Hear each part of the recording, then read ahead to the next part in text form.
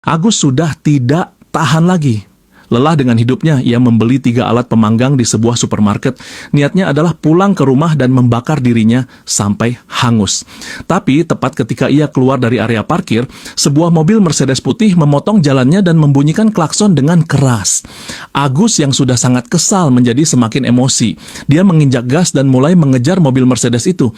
Tapi mobil tuanya ini tidak bisa mengejarnya. Lebih parah lagi, si pengemudi Mercedes mengejeknya dan melemparkan sekotak susu ke arahnya.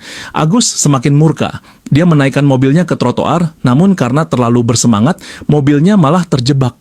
Sebelum mobil Mercedes itu pergi, Agus sempat mencatat nomor platnya, dan disinilah kisah balas dendamnya dimulai. Pulang ke rumah, ia menyalakan bara api dan bersiap memanggang dirinya sendiri. Namun di detik terakhir ia merasa takut. Ia pun segera memadamkan api, membuka jendela, dan mengambil ponselnya. Ia mulai mencari informasi tentang pemilik mobil Mercedes itu menggunakan nomor plat. Bahkan dia rela membayar $760, ditambah $50 potong pajak, hingga akhirnya dia berhasil mendapatkan alamat orang itu. Agus langsung menuju rumah tersebut. Di sana ia menyamar sebagai kontraktor lingkungan dan dengan cerdik berhasil masuk ke dalam. Hari itu keduanya belum sempat melihat wajah satu sama lain dengan jelas. Jadi si wanita tidak curiga. Ia membawanya ke garasi dengan sebuah alasan, dan di sanalah terparkir mobil Mercedes yang sama. Agus mengajukan pertanyaan kecil dan segera menyadari bahwa itu adalah wanita yang sama. Lalu ia pura-pura ingin ke kamar mandi. Setelah buang air kecil di lantai, ia pun langsung keluar sambil tertawa dan memberi isyarat salam jari tengah. Kini giliran si wanita mencatat nomor mobilnya. Sesampainya di rumah, hal pertama yang ia coba lakukan adalah menghilangkan bau tak sedap bekas kencing Agus. Tapi sebelumnya ia mencari data pria itu dan meneleponnya.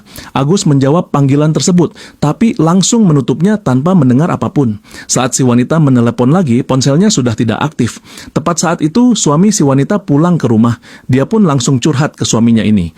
Namun suaminya berkata, mungkin hanya salah paham saja, jangan terlalu dipikirkan. Saat itulah si wanita sadar bahwa ia harus berjuang sendiri. Ia mulai memberikan ulasan buruk tentang toko Agus dan menuliskan kata-kata hinaan di mobilnya. Ketika Agus melihat itu, ia sangat marah. Ia mengambil palu dan pergi ke rumah si wanita.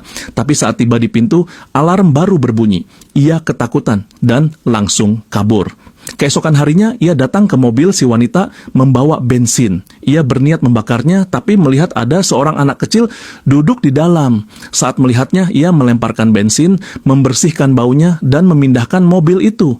Ia tidak ingin menyakiti siapapun, hanya ingin menakut-nakuti. Tapi tiba-tiba sirene polisi berbunyi. Dan kini, pertengkaran kecil itu telah berubah menjadi kasus kriminal dan dia terancam dihukum.